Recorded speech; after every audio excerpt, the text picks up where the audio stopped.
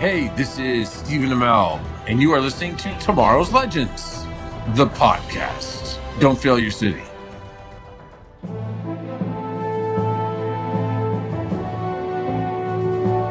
When the danger becomes more than one hero can handle, when enemies rise beyond one city and threaten the entire world, a team must gather together to battle the odds. A team of extraordinary heroes. And that team will call themselves the Justice League.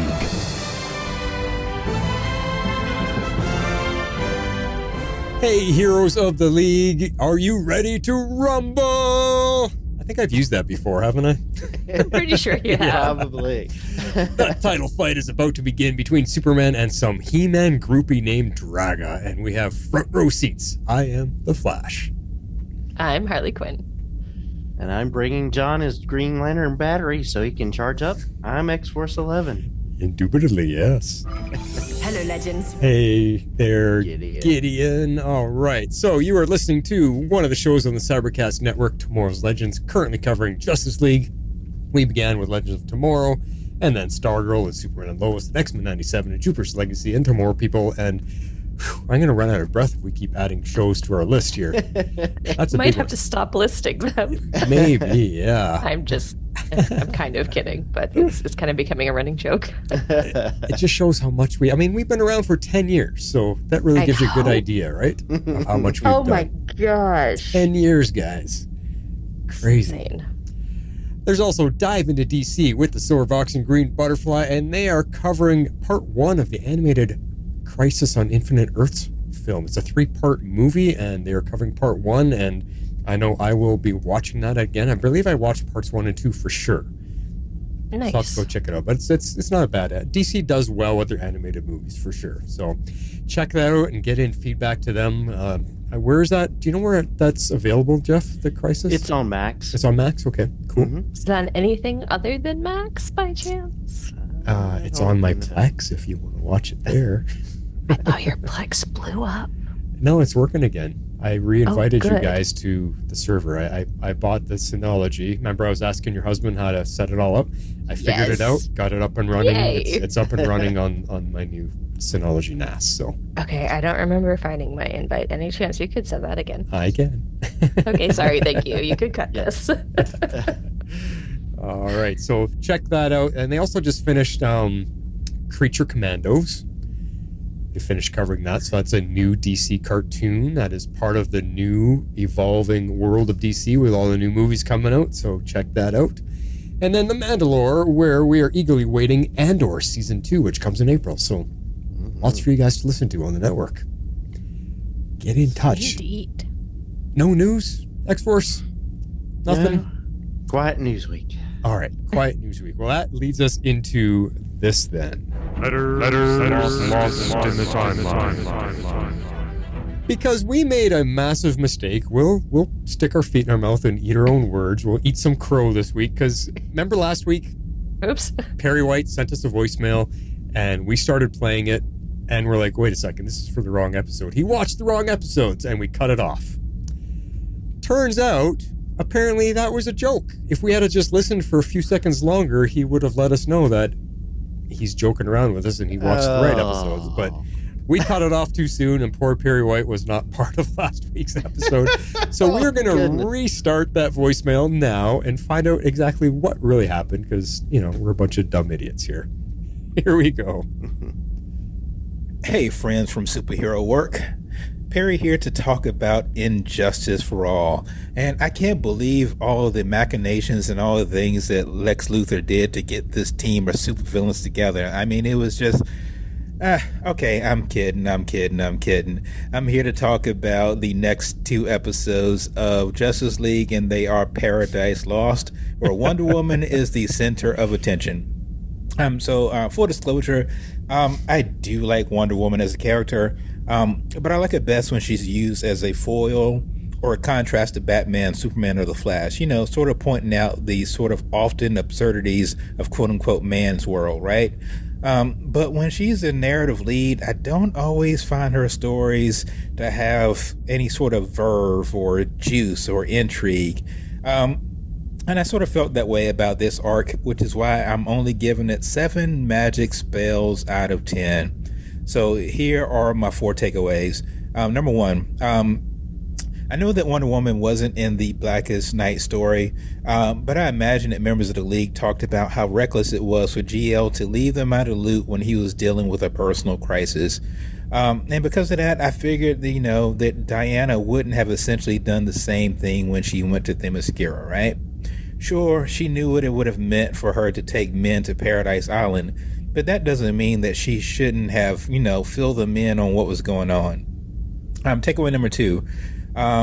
I know that members of the Justice League aren't always going to be dealing with extinction level events, but I'm trying to figure out exactly how I feel about Soups and Diana, preventing vehicle wrecks and saving kids stuck in freaking trees, man. Speaking of that, how in the world does a kid get stuck in a tree during a storm?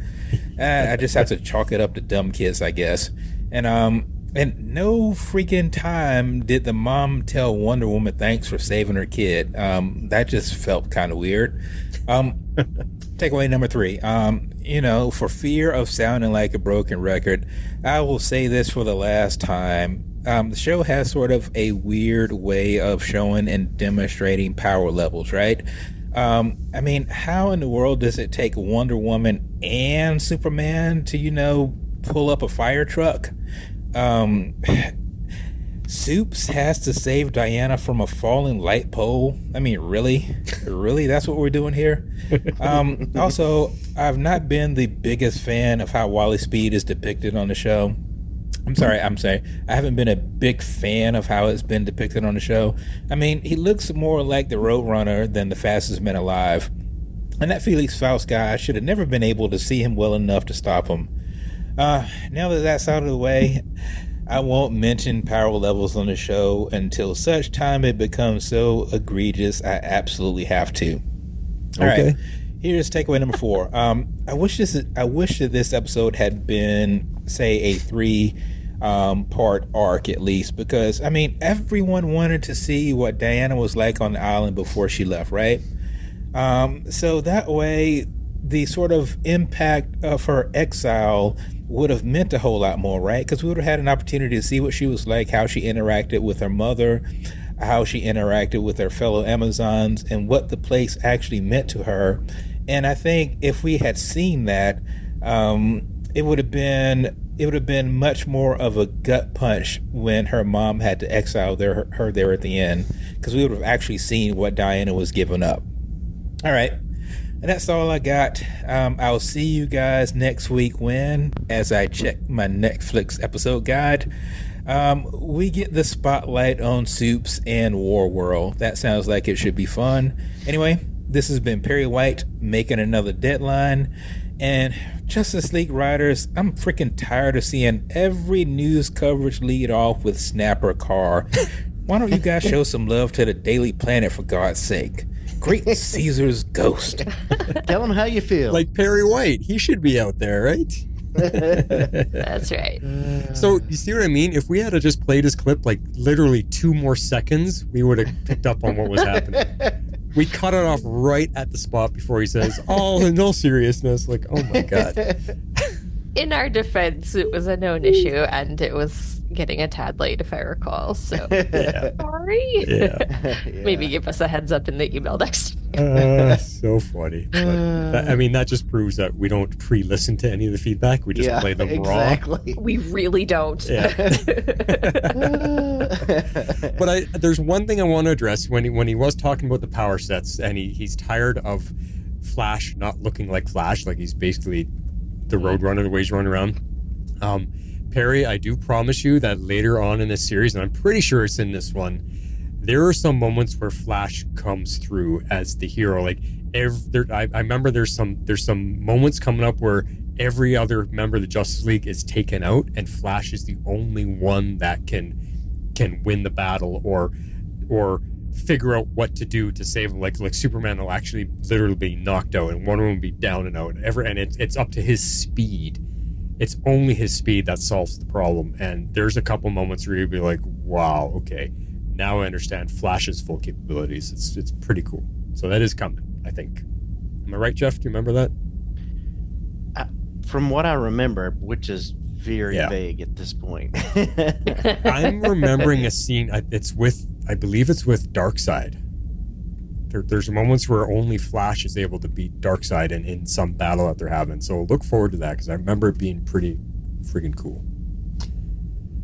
Because you're thinking, why not Superman? Why not, any of these superpowered guys? Flash only runs fast. What could he possibly do? And it's like, oh, okay. He is formidable. He is as powerful as the other heroes. So just wait for that. It's coming.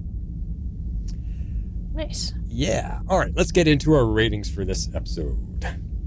Meanwhile, at the Hall of Justice. As that screams at us. All right, X-Force. All right, I gave this one 7.5 gladiators. This episode starts to set up the John Chiara dynamic. It shows us that Martian Manhunter has limitations. It reminds us of Superman's convictions. And it's not a bad episode, but because of the Gladiator film and other media that came after this, it just feels a bit overplayed on a rewatch.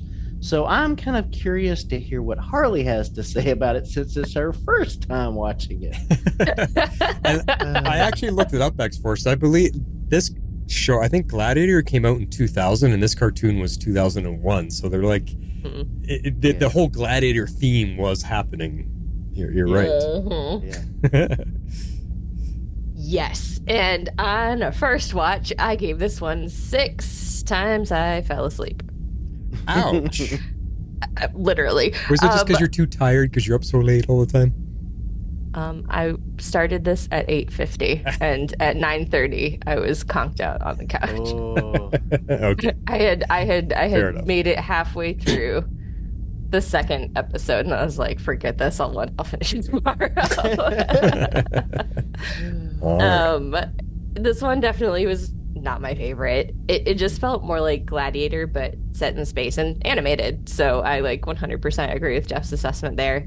I think we did get some really good Superman is the moral center sort of stuff, but overall I just was bored with this storyline. I'm over Green Lantern being a jerk. When does he get nicer? I'm curious what Flash has to say about it, because usually if I rate something low, then he's either completely opposite of me or 10 times lower. So we'll have to see what he says. Well, I am at 7.5. Are you not entertained? No.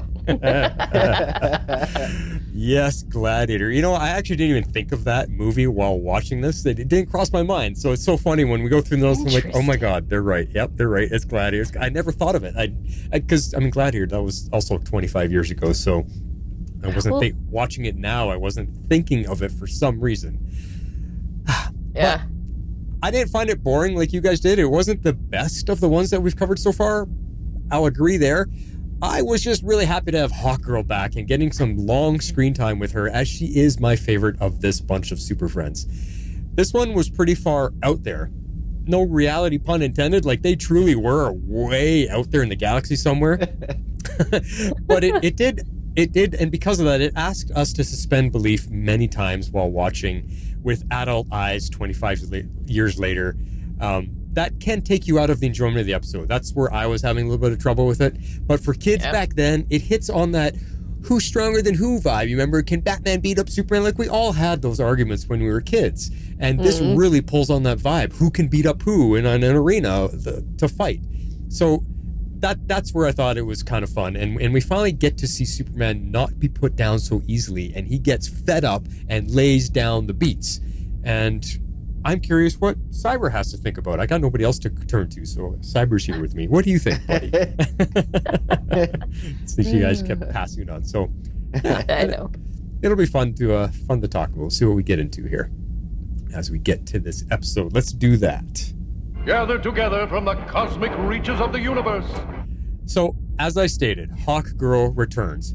Most likely because she's not as well known and isn't one of the main trinity, but she's been gone for 2 story arcs, which for me sucks. But she's finally back and playing a bigger role in this arc, and it lets us get to know her just a little bit more, which I'm always happy to see. Yeah. Yeah, no, I'm liking her character. She's been probably a high spot of this one for me. Yeah, I'm looking forward to where we get to delve more deeply into her character and backstory, which hopefully is coming soon. Yeah, for sure. And for me, I mean, part of the reason why I love her so much is I really do love her look, like the mask that she has with the wings going, or the hawk feathers, or whatever you want to call it. Like it looks like a hawk's head on her mask. It's really, really cool. The wings are cool. They're really big. They're not like tiny little wings. They're actually big flowing wings, which is really cool. I like her color scheme, the kind of orange and green and different changes. Like she's a little bit different. And because we haven't got to hear her speak so much, this episode she had a lot of dialogue.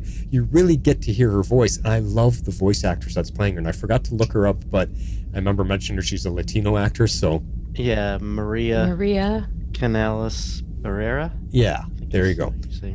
Just getting to hear her speak full sentences this time, I'm just like, oh yeah, I love how Hawkgirl talks too.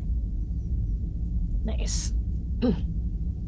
I mean, I like the voice acting a lot. I think all of the actors are phenomenal. They do a good job. Yeah. And she looks cool. She just looks cool because we're not used to seeing her. She's never been part of a major cast of anything. And this was always my Hawkgirl. I mean, I've showed you guys before. I got a little mini Hawkgirl here. Nice. Tiny little Hawkgirl. Come on, camera. There we go. Tiny Hawkgirl. There she is. Yeah. But I also have, because she is one of my favorites, look at this one. I got this beautiful Hawkgirl here. Oh, wow. Fancy. Yeah. So. That's cool. I do love me some Hawkgirl. Not hot girl. You mean the hot girl? And now I'm thinking of the Office episode, Hot Girl. Okay. It's with Amy Adams, and she sells purses. Oh. Okay. Anyways. So if you know, you know. Yeah. So starting this episode out, we've got called this Mission Blitz because nice.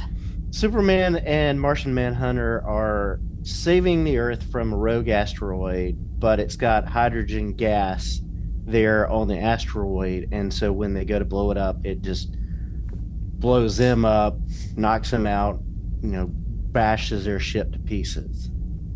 And again, I like that we see our heroes doing things other than fighting villains. And so right now they're taking out potential mass extinction event asteroids, and I think that's a cool thing to see them doing, because who else can do it? Superheroes. We got superheroes. There's an asteroid that potentially could kill the Earth.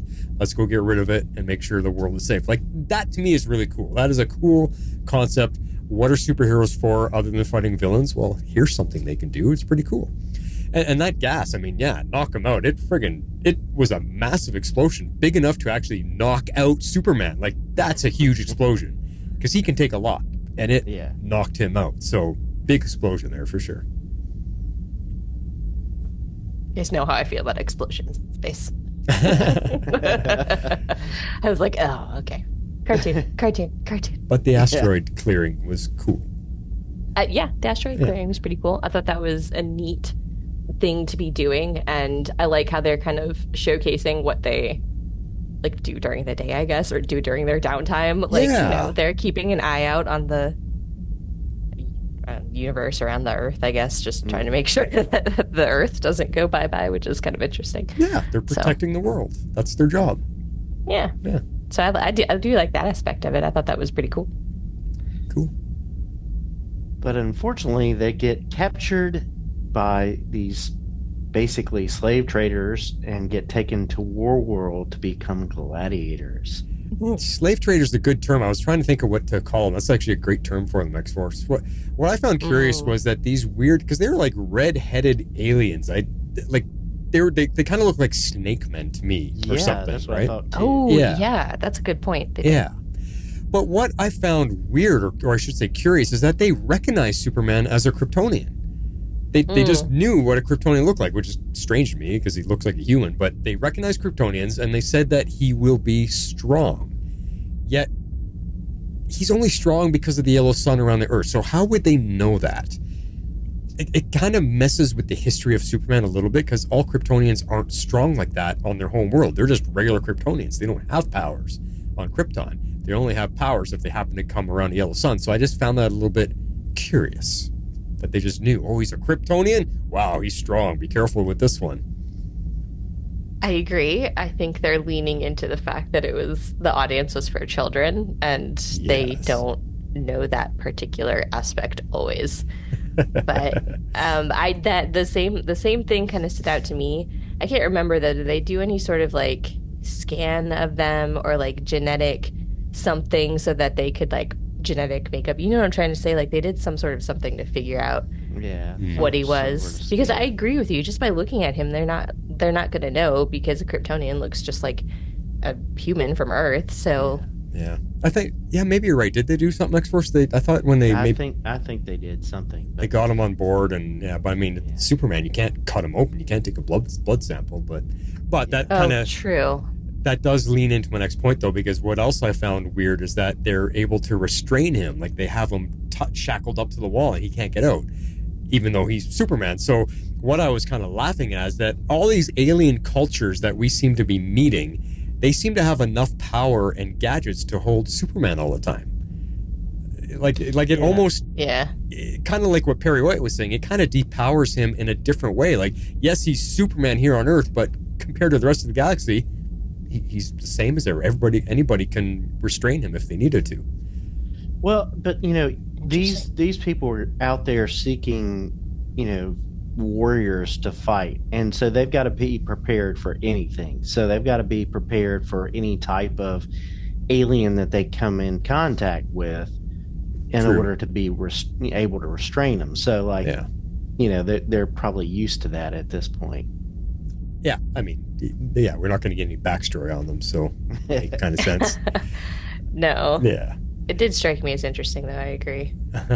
Now, the other thing that made me laugh even more, and this is just an adult watching a kid's cartoon that's 25 years old, is all the aliens spoke perfect English. No matter what species was speaking, it was perfect English, and I was just having a good time with that. Universal translators. There we go.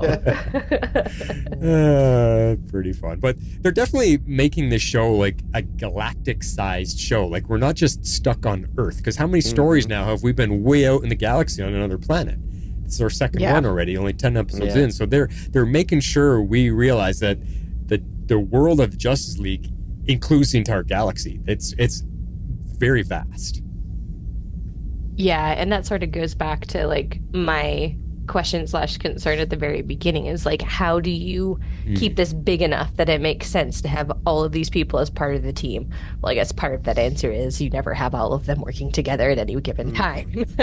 True. But also you have like these bigger threats or these far away threats or just something that in some way, shape, or form like naturally diminishes at least one of their power sets so that it's comic book believable. Yeah. I mean, imagine being in the writer's room. It's got to be hard to create constantly ways to threaten these guys because they are a super team.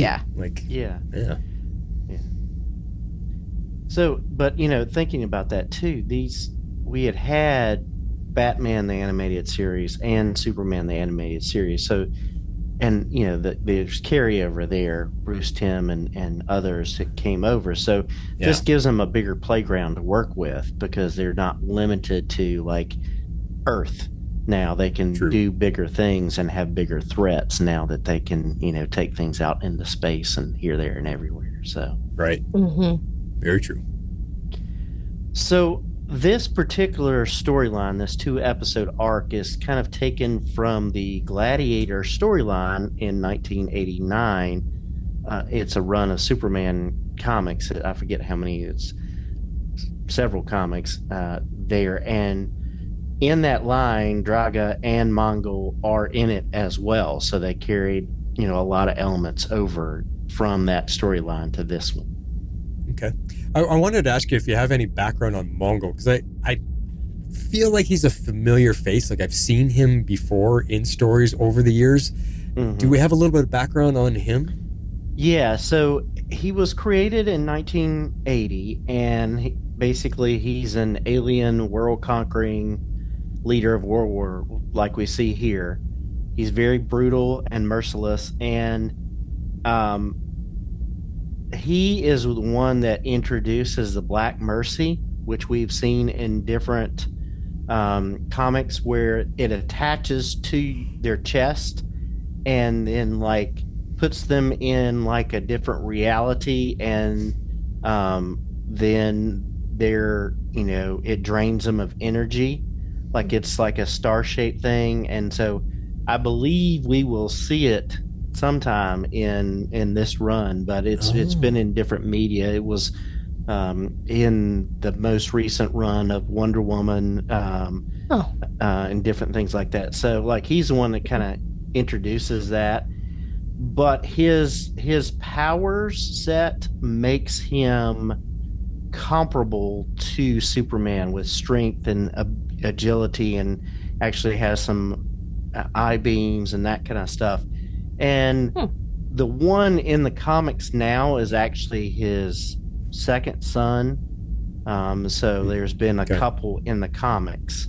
But yeah, so he's been in different media around, but generally just he's got that skill set and that power set to make him a threat to Superman. He's vaguely familiar to like Thanos from the Marvel world. Like there's a similarity.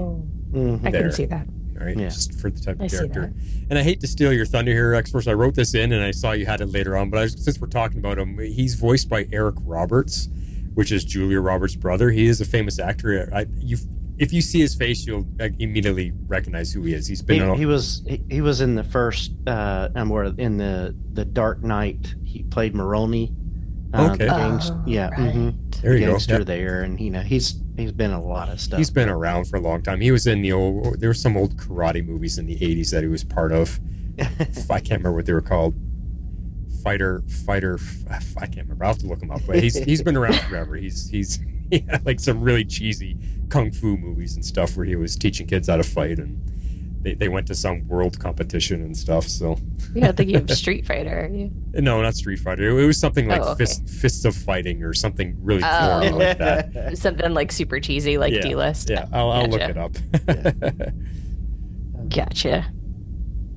So, like I talked about in my intro, this type of story is very familiar across DC and Marvel properties, because on the Marvel side, you have Thor Ragnarok, and you also have the Mojo universe in the X-Men stories, where like you're having people entertain with fights and different things like that. So it is a familiar storyline now. Like it was in the comics, but like now it's very familiar thanks to those type of media. Kind of like my reaction to this is, not only has it been overplayed in popular culture, it's been done to death in the comics, which is exactly probably why I felt kind of bored. Been here, done that. We've had so many different versions, from Gladiator to comic iterations to Hunger Games to, I don't know, you name it. It's been done. I mean, there's been a lot of that stuff, but I myself wasn't bored by it. I like fighting. I like Gladiator. I like all that kind of stuff. I mean, I even like the game show American Gladiators. Like, I didn't even think of that one. Oh my god! Watched that back in the day. I did too. That stuff. Yeah. Me and my brother did our best to kill each other after watching that. My parents loved it, I'm sure. We would grab like the pillows off the back of the couch and like joust to the death, and my mom is like, "What are you doing?" Oh man. So it was good, but I mean, going one-on-one to see who is actually stronger has always been the debate. Whether it's between nerds or geeks or fans or whatever, it's always been the popular debate: who can beat who, and that's what they really played on here. I mean, none of us knew who Draaga is. Like, who's this guy? Like I said, he's a He-Man wannabe. That's exactly what he looked like to me. One of those crazy characters from He-Man, but. Yeah, it was fine. I didn't mind. Let's see what Superman can do. Is he going to hold back? Is he going to actually fight? And I like where it went for him, where he eventually goes, and we'll get to that. Nice. So we have War World 1.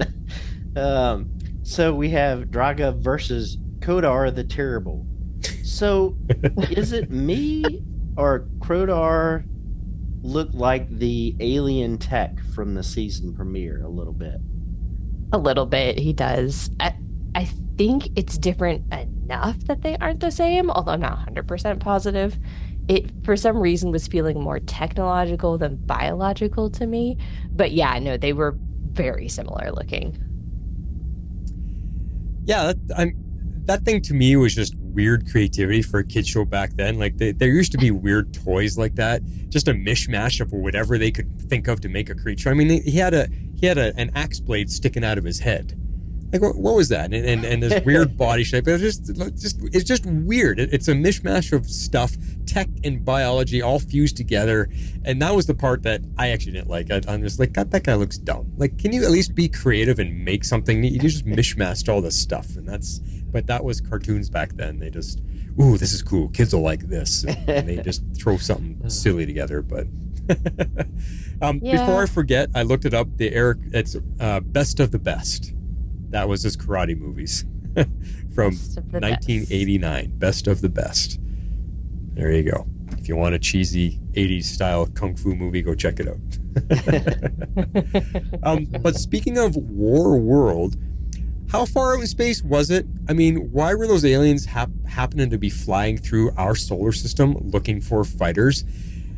Because it seems to be that there are a lot of living planets nearby enough to our solar system that we can just fly to. Like, just hop in the spaceship and the rocket ship, and off you go. Like, this is kind of feeling like Star Trek in a way, where there's all kinds of living planets nearby in our galactic neighborhood.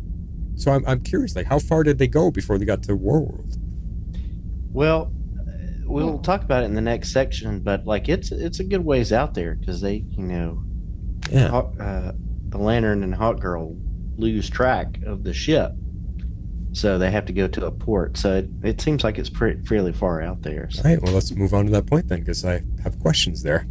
Yeah, so I called this one Hawk and Lantern on the Case. So we have title. the two cops here, Hawk Girl and Green Lantern. They find the wreckage. Thanks to Green Lantern's ring, they're able to follow the slaving ship's trail up to a point. The Ion Trail, which is a kind of a Star Wars term, because he says the Ion Trail has gone cold. So, means their engines are ion engines, which is cool. So if you look at Star Wars technology, you'll understand how ions work. But this is where I had a huge suspension of belief for me. Lantern is using his glow ball to travel across the galaxy. Like, it seemed like a long way to go, and by not any means are they traveling fast. When he's in their glow ball, they're just floating along, like hovering along. So how far was Warworld, and how fast can they actually go? Because if they're traveling at the speed that they make it look like he's traveling, it would take lifetimes to get there, and yet they do get there eventually. But then I also want to ask, again, wouldn't that be pretty damn freaky if you were Hawk Girl? I mean, you're just trusting the glow ball to hold you, and you're out in the middle of the galaxy with nothing below you, nothing around you at all. Like, talk about vertigo, talk about panic attacks, talk about fear of heights. Like, oh my God, that would be scary as all heck. Yeah, I agree. Yeah. I would be very, very uneasy about that if it were me. I was like, where are they going? They're just going for it. They're just floating through space. I mean, again, I know it's a kid's cartoon. I know, but these are my adult eyes looking at it and just having fun with it. Yeah, and the Green Lanterns do travel that way through space, but they also use ships because, like, especially in the Green Lantern series that came out, maybe, I don't know, it was a good ways later after these, right? But they did use ships to carry, to go long distances and things like that. So, okay, but yeah, I'd be the same way. I'd be like,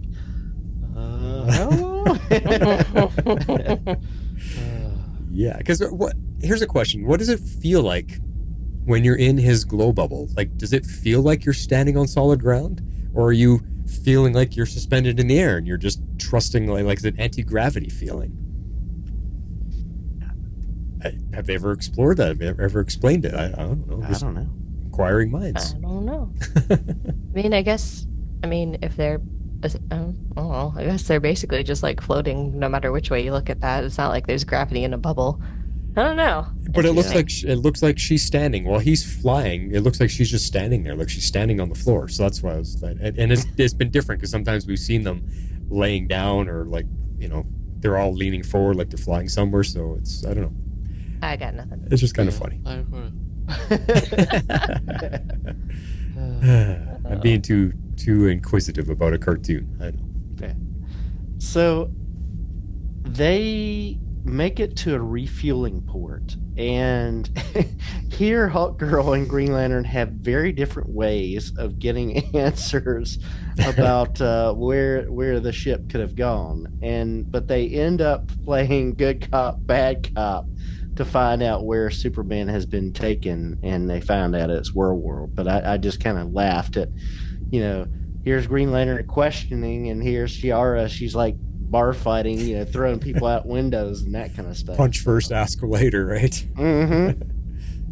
Not gonna lie, I did find that part pretty entertaining. You can't go wrong with a good bar brawl. I'm just saying. Which is tradition for us, isn't it, on our shows? It is. Like, it is. So especially in the there's a Western bar brawl. episodes that Flash doesn't particularly like. I know. And we've had I good found bar that brawls. funny. Yeah. And this was just fun. Again, it's Hawkgirl being Hawkgirl. I know. Punch first, ask questions later. I just love it. I love her whole demeanor and her attitude, and she's just funny. And she doesn't even care if someone else explains a better way. She's like, whatever, I'm doing my way anyway. Her way or the highway. Yeah, it's pretty funny.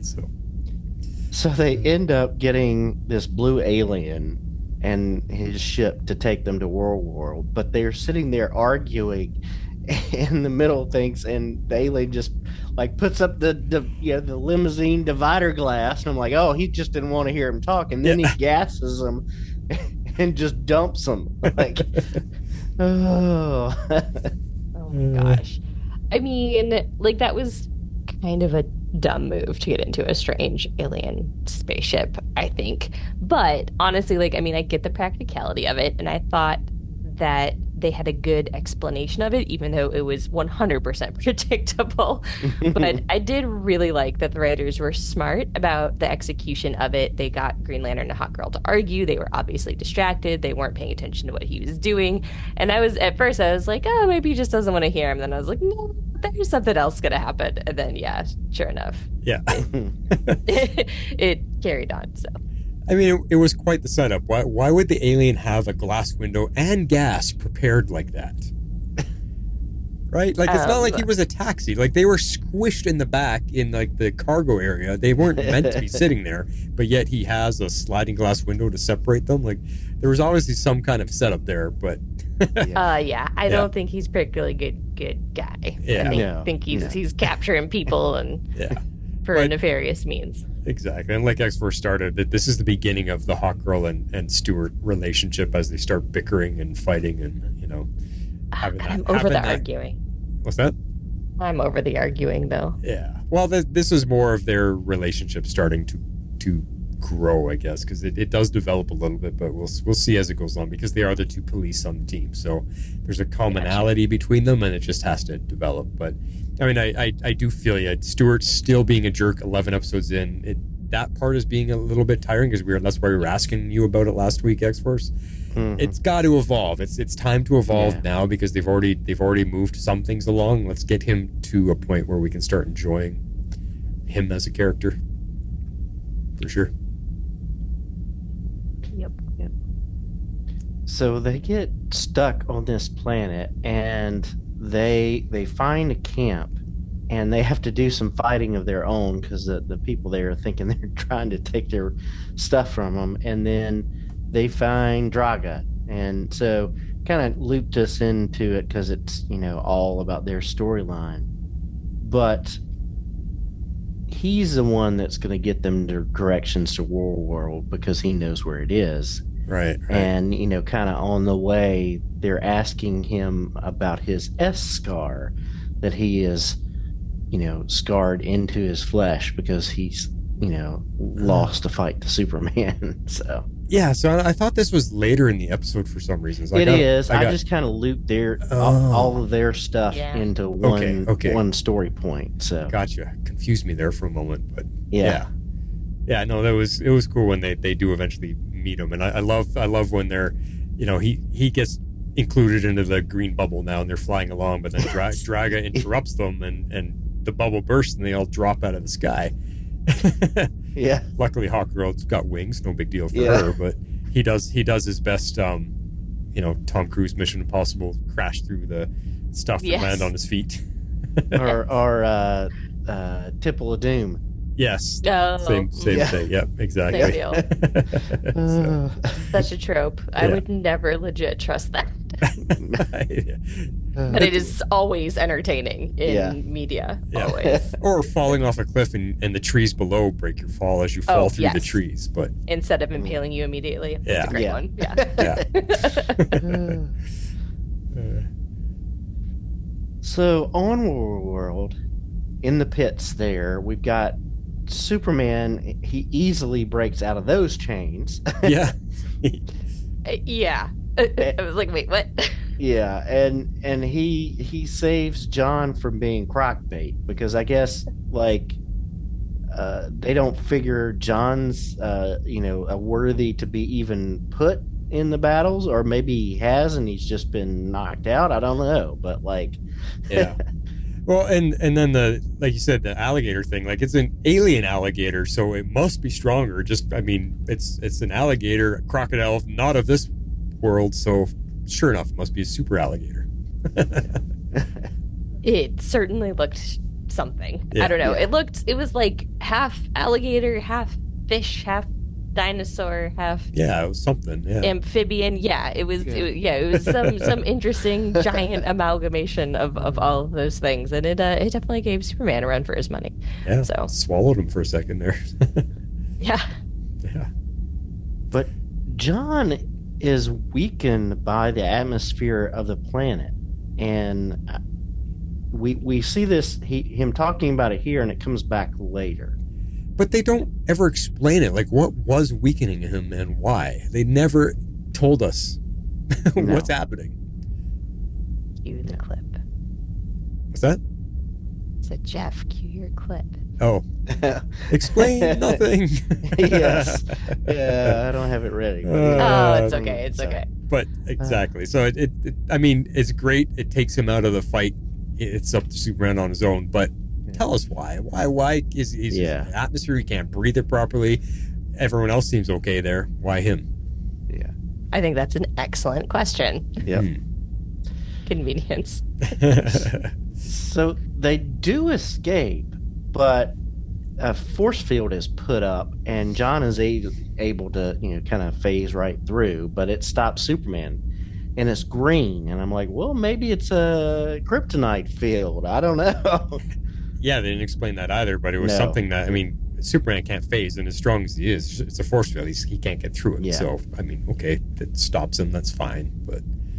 Yeah, they haven't brought up kryptonite in this series at all yet, so I don't know if it ends up coming later or if they just leave it out entirely. Like you said, they've definitely changed a few things. Maybe a little bit of it, dumbing it down for a child's audience. Yeah. Well, when Lex Luthor eventually comes in, maybe that's when kryptonite shows up too. Oh, good point. Yeah. We'll see. So I called this next section "Bread and Circuses" because we've got Mongul, like we've talked about, played by Eric Roberts, and talking to his chancellor, David Paymer, who, he's been in a ton of different stuff as character actor. Most recently, as Harley will know, in The Marvelous Miss Maisel. But he's done a lot of, you'll recognize him. He's got a very specific look and that kind of stuff. So he's talking about, everything that's going on. And then Draaga is played by William Smith, and he's been in some stuff, not a whole lot of stuff, but he played in the original Red Dawn film. He was one of the Russians, but anyway. Oh, okay. Well, and speaking, just to go back to Eric Roberts for a second, when I was trying to find out what that karate movie is, if you look him up on IMDb, his filmography is insanely long. I was scrolling like crazy and actually just high speed scrolling on the phone, and I still couldn't get to the 80s. I actually had to just type it in. What was Eric Roberts' karate movie called? Because his list is so friggin' long. Hundreds and hundreds of stuff he's been in. It's insane. I don't think I realized that he'd been in so many different things. That's crazy. Yeah. So the world is hungry, in need of health care, and they're having major power issues. Yeah, so is this because of the games? Like, is Mongul more concerned about the gladiator games, than he is about feeding his people? Or is he using the games to help feed his people? That's where I'm a little confused. Yeah, so that's why I call this bread and circuses, because he is putting down the rebellion and kind of distracting people with these games, the same way that the Roman emperors and the leaders in Rome distracted the people by putting on, the shows in the Colosseum. Okay, so it's a distraction. Gotcha. Yeah, so just get them not thinking, because one of the aliens says, well, I hadn't worked in like months or years or whatever. So right, it's one of those ways that he is, and that's reason he needs new challengers, because he needs something that's going to entertain them and take their mind off of everything else. Gotcha. Yeah. Okay. That does make more sense. And so because Superman has, broken out and tried to break out, he says, okay, well, I was going to slow play you, but I'm going to put you up against Draaga right now. Our champion. Yeah, exactly. I was going to do some preliminary fights and build you up a little bit, but this is your punishment. Yeah. So we get to War World 2. So we have Draaga versus Superman. And again, Superman tries to reason with him, but that's not working. He's got this honor and this battlefield sense, and he's just not having it. And we have some pretty good battle scenes before Superman ends up winning. But true to form, he won't finish Draaga. Oh, man. Yeah, this was pretty good. I mean, Draaga is pretty strong, and he puts up a good fight, and he actually cuts Superman a fair bit. Like, that is weird to seeing Superman bleed and have cuts. Like, he has that big one across his chest, and he's got a whole bunch of little ones on his face. You're thinking, Superman is supposed to be impenetrable, and yet this guy is cutting him with that axe on his hand, and he's punching him enough that his face is bleeding. That to me is crazy. So it really, they have to set in, like, this is how powerful this Draaga is. That's why he's the champion of the arena. But Superman does turn it around, and all I could say was finally.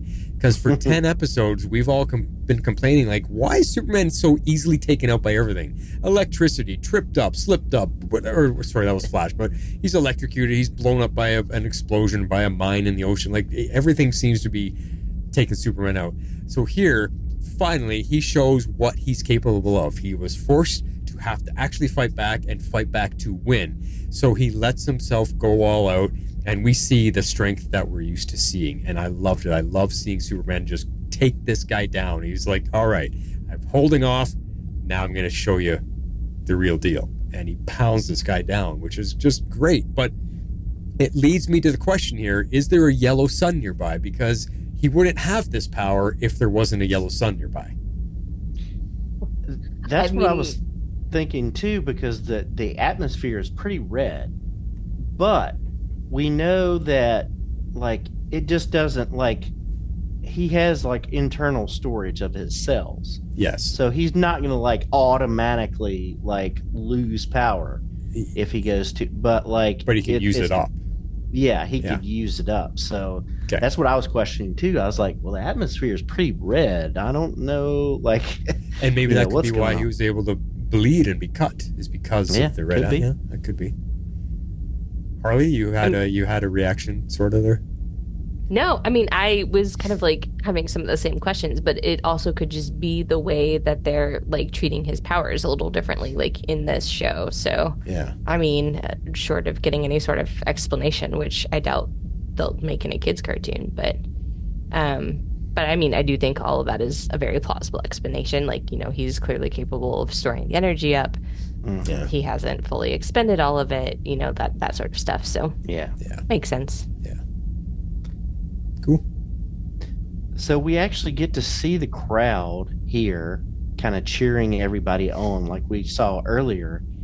And Jean is in the crowd kind of hyping them up to have Superman spared because Mongul says either you finish Draaga or I'm gonna end you, and then the crowd gets behind Superman, and so Mongul's like, okay. And that's where I started to clue in. Oh, okay, I'll give you guys that. There's Gladiator. Yeah. Yeah. There was a lot of Gladiator, but yes, that was very Maximus. Yes. Whatever. Yeah. Yeah. So back into the pits, we have the other gladiators respecting Superman for standing up to Mongul, and they're like, we've arranged for this garbage scow to get you off world and get you out of here, but Superman's like, I'm not leaving without John. So, and again, Gladiator similarities coming through. That Maximus gained all the respect of his fellow gladiators, and so did Spartacus in the Spartacus movies and TV shows. Oh, yeah. So yeah. Ragnarok. Mm-hmm. Good stuff. I mean, Yeah. you might be bored of it. We've been there, done that, but it's a good story to tell. It's just different version of it. That's all. Yeah, no, for sure. It wasn't like a bad story. I don't know. I couldn't hold my attention for whatever reason on, I guess, Wednesday night. Yeah. So Superman says, "Hey, let's send Draaga off world instead." But Draaga's not too happy, and this is where he vows revenge against Superman because he wants to, die with honor or whatever. So he doesn't feel like exile is honorable. But that's who Superman is, right? Yeah, he just that's just his Boy Scout ways. Yeah, exactly. Ray Palmer would be proud. Yeah.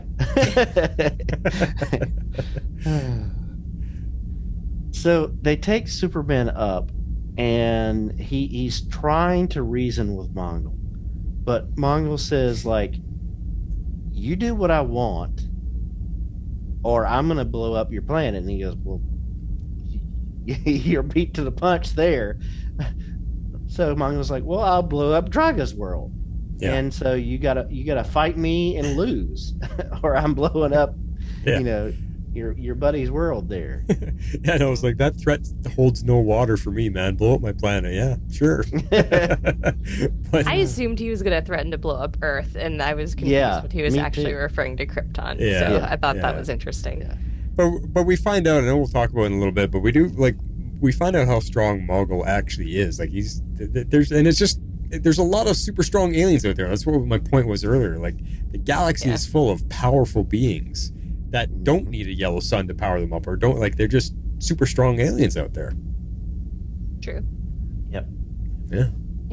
And that's why it's always interesting when we have the galactic spread, because when you you have such a overpowered team, it's good to have those high-powered threats to come in and kind of be able to knock them around. It makes it more entertaining, more believable. Yeah.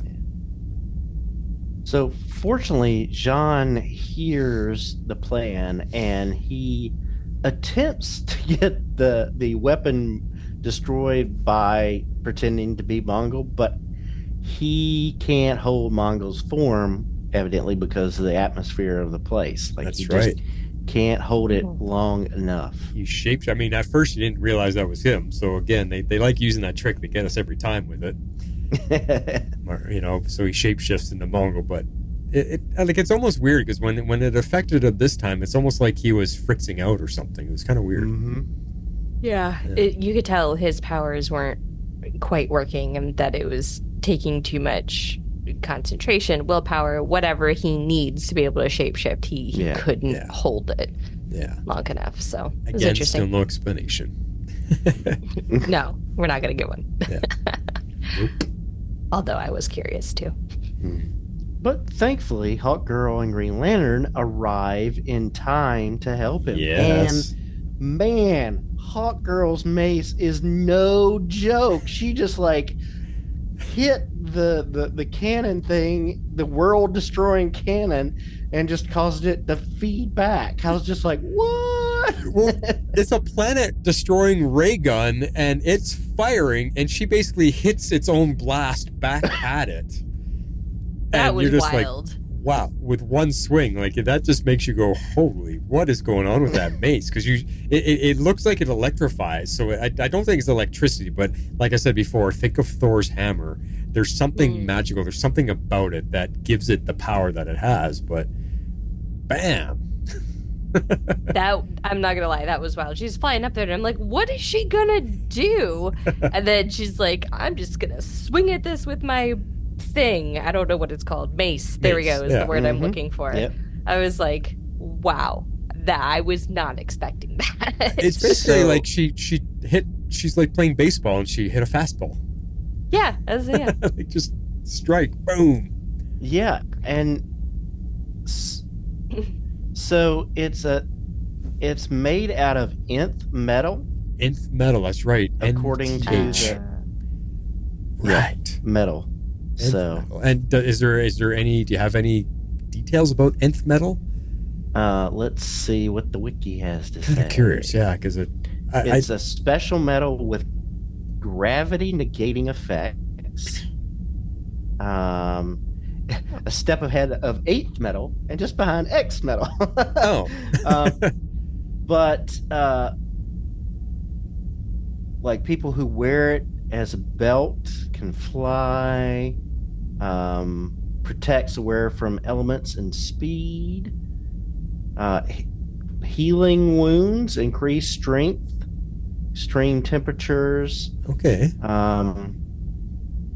So yeah, it's pretty powerful. Fly, self. Let's see. But it doesn't say anything about its power and its strength, like what it can do in that Let's sense. see. It can hold any shape, regeneration. Interesting. Magic negation, energy transference.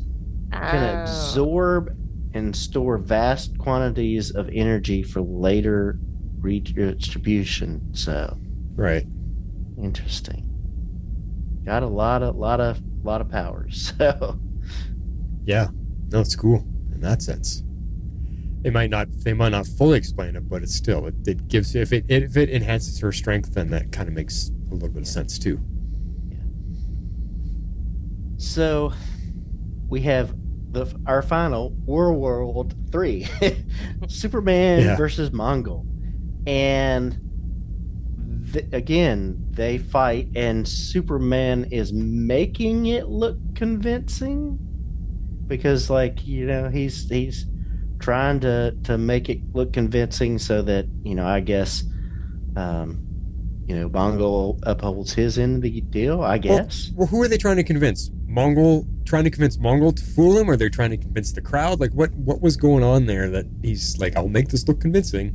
For who? The crowd, I think. Crowd. Yeah, I guess. Okay, to keep up the appearances. Okay, that makes more sense. Yeah. So that he could defeat Superman and then he would be the champion supreme or whatever. Yeah. Okay. So while everybody's distracted, Draaga uses the transportation device to send himself to World, and he's there fighting this vendetta against Superman. And so Superman basically fills him in on what's going on right before Mongul takes Draaga out. Just throws a huge piece of concrete or whatever on top of it. Well, it's funny because you think, oh, is he down? No, he comes back, and then they throw it because they kept doing that back and forth to each other.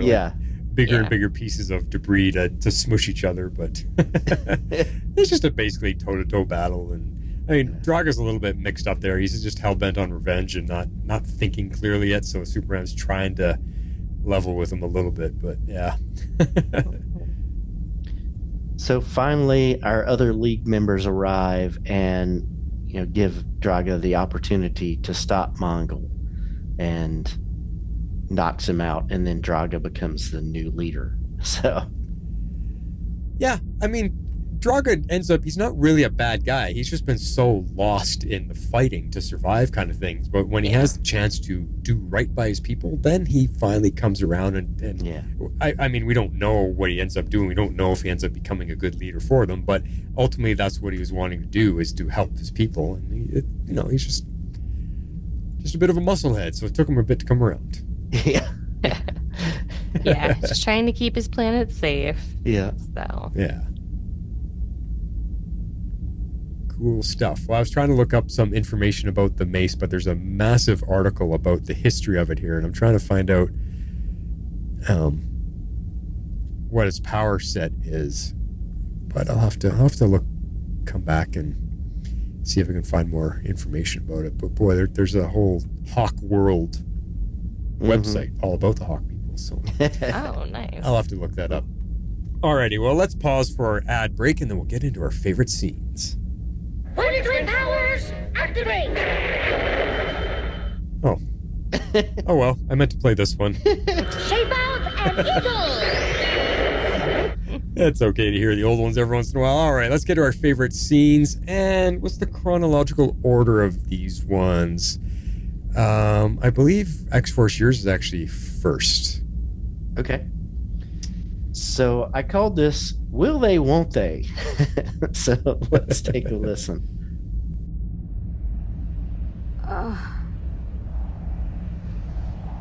Lantern? Over here. Looks like we got taken for a ride. I knew we shouldn't trust that freak. Any idea where we are? Not a clue. Great. So we don't know where we are, we don't know where War World is, and we don't even know how to get back to Earth. How much worse can it get? My ring could get us off this planet, but without knowing exactly where we are, we take the risk it'll run out of power before we find another habitable world. So we're stuck here. Is that what you're saying? Maybe forever. Just the two of us? Oh.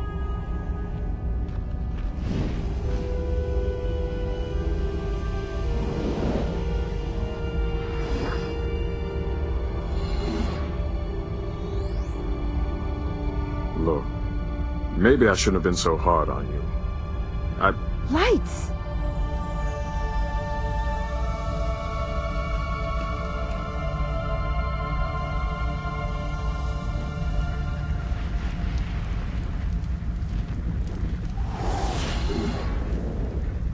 What a dump. I've seen worse. I'll bet.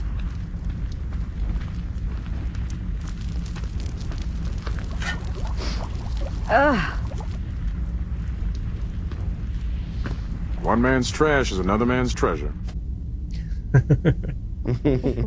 There you go. Yeah. As you know, it started last episode, but this really started it. This is where they're starting to go for the will they, won't they, the moonlighting dynamic of these two, of them kind of butting heads, and then so this is kind of really the start of that. So yeah, it will eventually grow, and they build a friendship and a partnership, which like buddy cops kind of thing, which is pretty cool. All right, I think I am next. I'm calling this one Fight or Earth Dies, and we kind of talked a little bit about the scene. It's Mongul and Superman. When he gives them no choice, he has to fight, so I went with that. The people want fights. That's what I give them. You're just giving them a cheap substitute for what they really need, like food, housing, and medicine. No one talks to me that way. No? That wasn't your name they were chanting out there. It was mine. Someone else once said that to me. It was Draaga. The mob loved him, and he wanted to change things too, but I convinced him the old ways were best. How? Show him.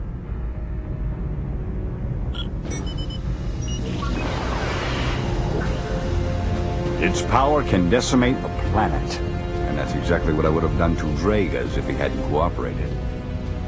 I can do the same to your world. You're too late. Krypton's already gone. No matter. Any planet will do. Even Draaga's. You can't. Oh, really? Now listen, and listen carefully. If you want that planet spared, you're going to have one last fight against me. And you're going to lose badly. Understand? I thought so. I think Eric does he does a fun job with the voice for sure. Yeah. But my favorite part is he just smacks Superman. Whoosh, nobody talks to me that way. It's just funny. All right, Harley, wrap it up. All right, I chose I think the very last scene of that second part 2 episode. So I called this one Superman's parting words to Draaga. Then it's over. Not yet.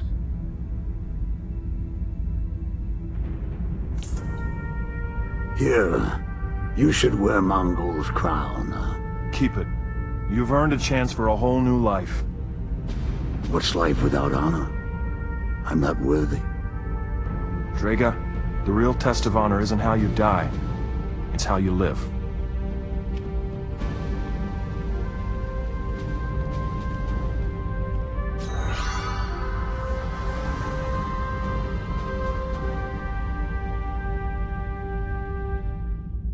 Yeah. Just some wise words from Superman. There was a lot of good Superman stuff, more about him being sort of like the moral compass, and I just kind of liked how the very ending speech sort of encapsulates all that.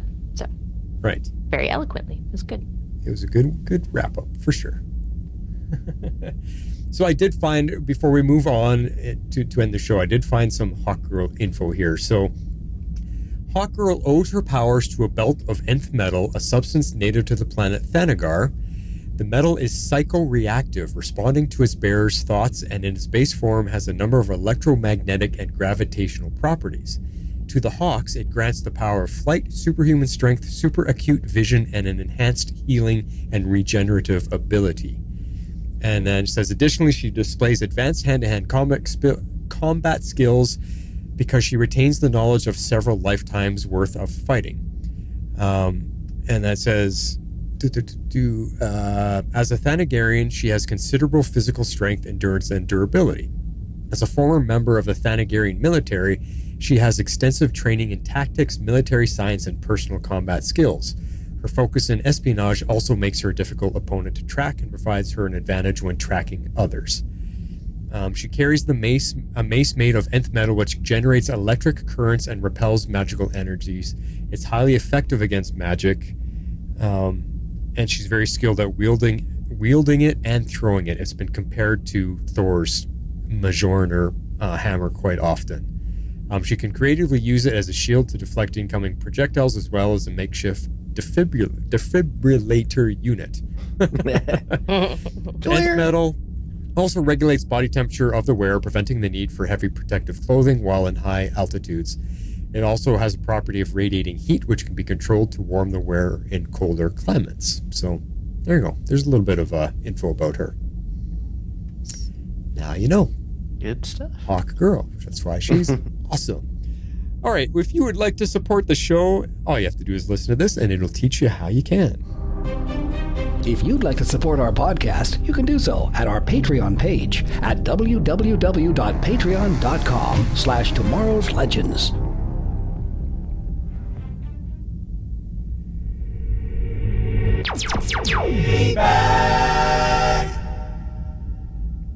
Yeah. All right. Let's get to feedback, and we're going to kick it off with a voicemail from Dado. Hello, Leaguers. It's Dado with feedback on the movie Gladiator. Oh, wait. This is actually the Justice League arc called War World. It's kind of hard to tell them apart because the plots are so similar. But we do get a Superman-focused episode, but it's a little disappointing. Glad my man is up front and center, and he's willing to sacrifice himself for the greater good. Great at showcasing Superman's moral compass, who he is, but it's really weak on his powers. We never got any freeze breath, no heat vision, just a lot of punches, so the really bad fight sequences actually Superman is just kind of getting a beat down and throws a few punches and beats down the other guy. So pretty weak in that regard. But it's always good to see Mongul. He's a classic Superman and Green Lantern villain, so I enjoyed that aspect. And GL and Hawkgirl, man, these two are really madly in love with each other. That's pretty obvious at this point. I think this might be a plot line down the road in this show. I can't remember.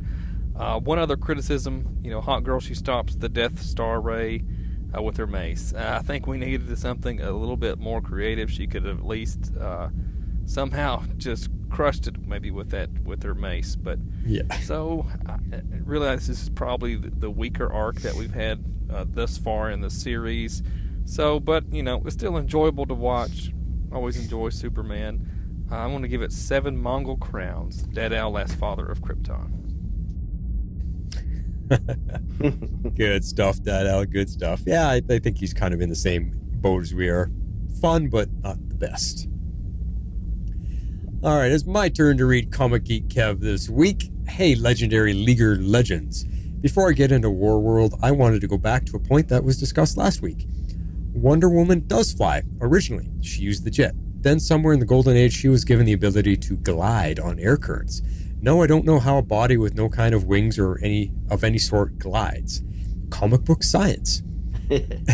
Eventually, she was given the power of actual flight from Hermes. Every time the comics reboot her origin, it's changed up a bit, but lately comes back in some way to Hermes, or at least the gods. So she would be the only Amazon that can fly. Oh, okay, well that's good to know. Yeah. In the movies, at the end of the first Wonder Woman, she jumped off Big Ben, and it sure looked like she was flying. In the second, 1984, she learned how to fly. None of this explains why she needed the javelin to get to Themyscira, however. I have zero explanation for that. Even in the story, there doesn't seem to be any reasoning. Maybe she gets frequent flower points on her javelin American Express.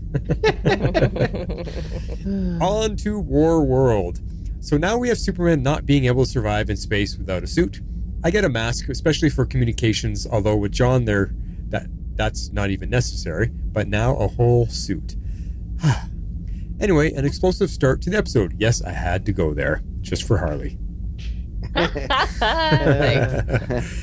Was that asteroid a trap? The snaky alien seemed impressed that Superman and John survived, like he knew the level of blast they survived. Or are we to believe that he just happened upon them right then? Oh, interesting. Well, I think so, because Superman says it's a hydrogen pocket. Look out. Yeah. Or no, Hawkgirl warns them of a hydrogen pocket. So, yeah. I like how Mongul is such a tough guy that he needs that sloth dude holding a parasol over him. I guess yellow is considered fair skin. We all want to know what a mass unit translates to in pounds, right? So the first battle we see is a humanoid, Draaga, and a bubbleoid.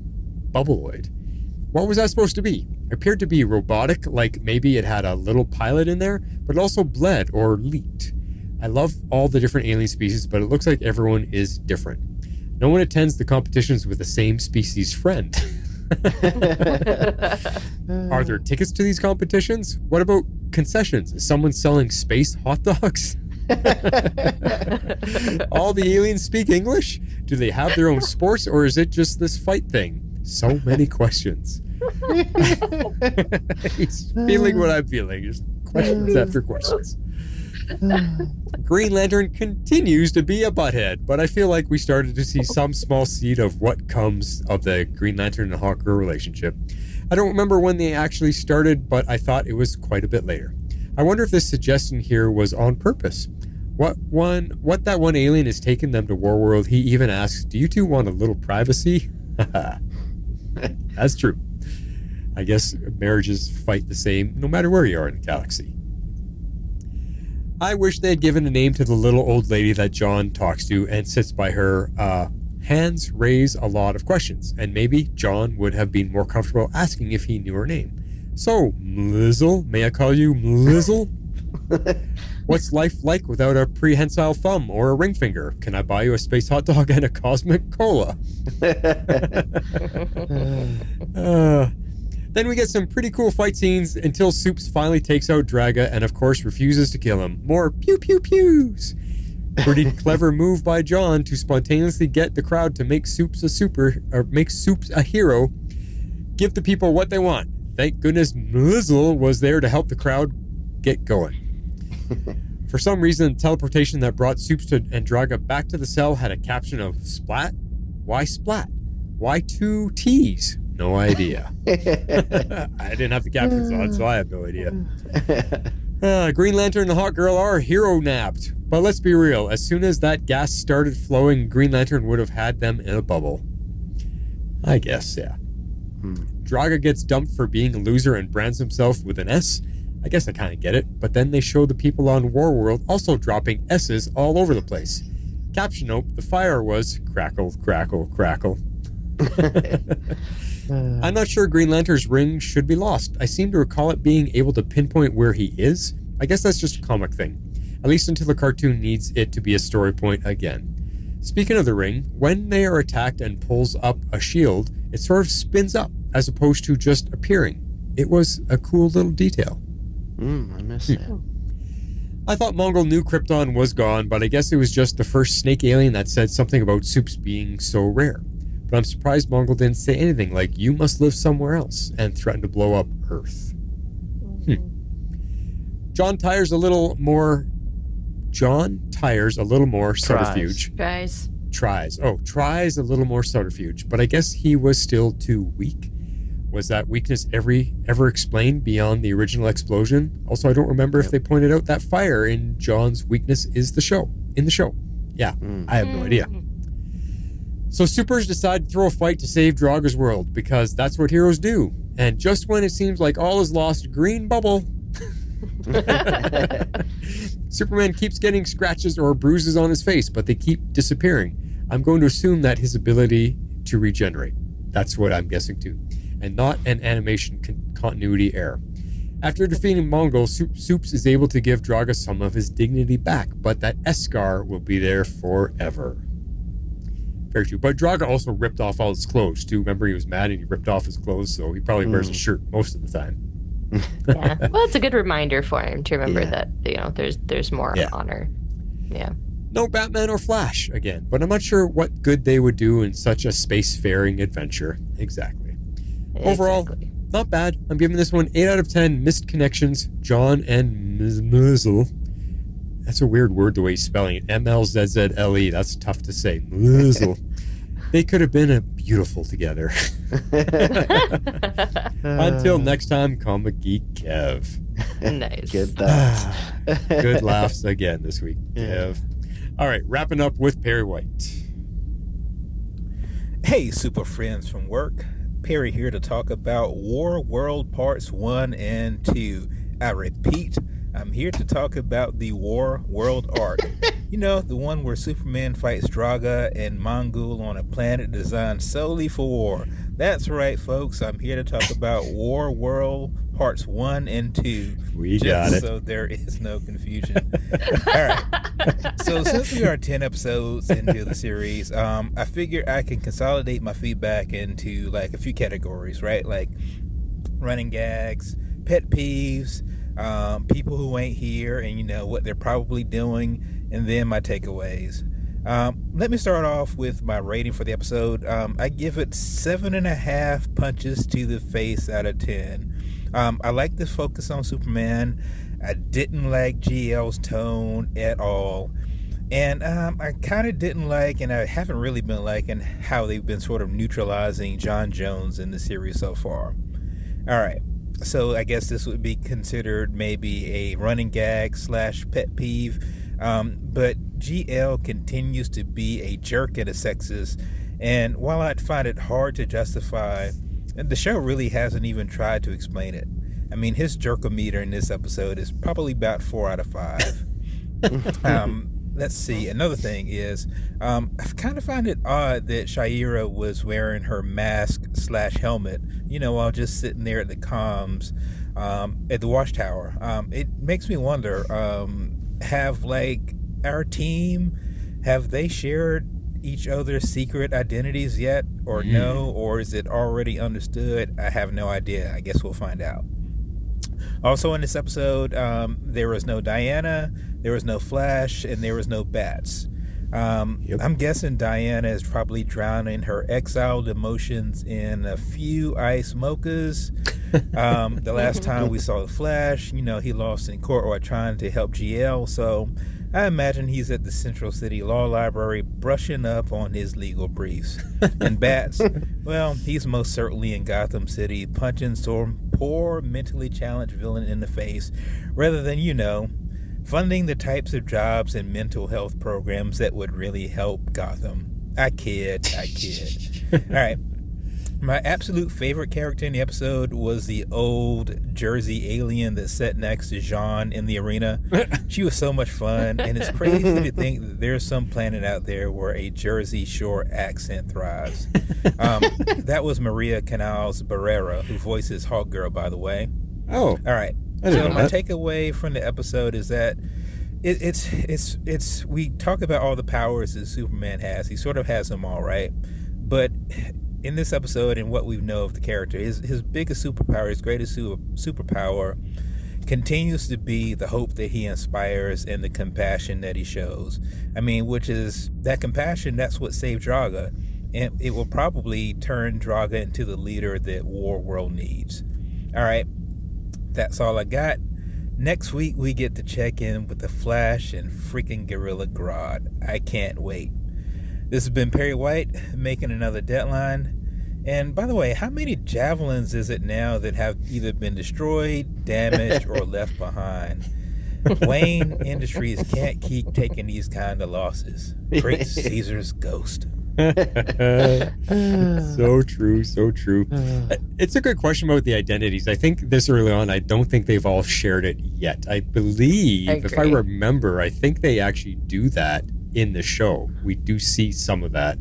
Mm-hmm. And if you remember last week, I did let you guys know that we will see Hawker with her mask off, and she's got beautiful turquoise colored eyes. So that'll be cool. And I can't remember why or when or who she reveals that to, but or if that's part of her and Green Lantern's love story. I don't know. I don't know. But I don't know if we'll ever see Batman with his mask off or Flash with his mask off. I can't remember, but they do start talking about each other. I believe there's a story in there about them finding out that Batman is Bruce Wayne and they're all surprised or something, I think. So interesting. It'll be fun. But if you would like to be part of the show and get some feedback for this fantastic old cartoon, we would love you guys to be part of it. And this is all you got to do.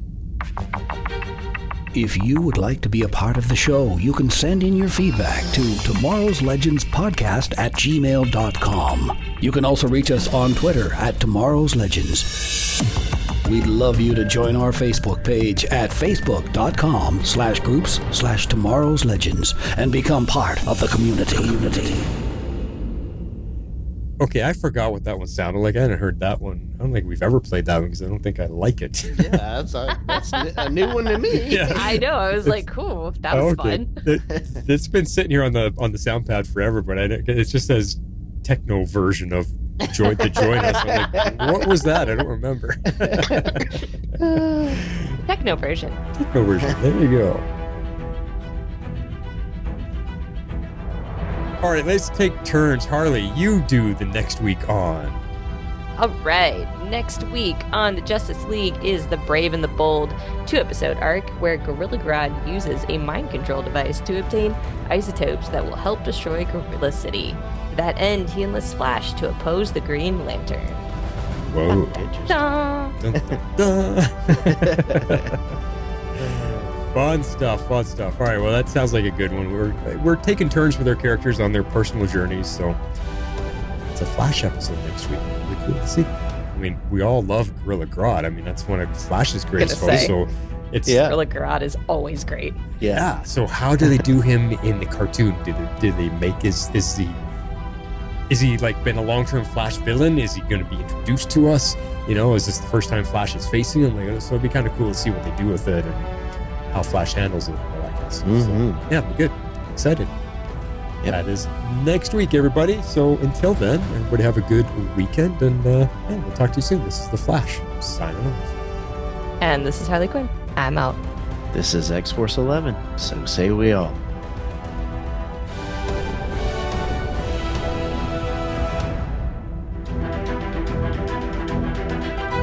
Tomorrow's Legends is not affiliated with CBS, Warner Brothers, HBO, or the CW. We're a fan-made podcast for entertainment purposes only and are part of the Cybercast Network. Be sure to check out our partner shows, The Mandalore and Dive into DC, covering your favorite Star Wars and DC Comics properties. Thanks for listening.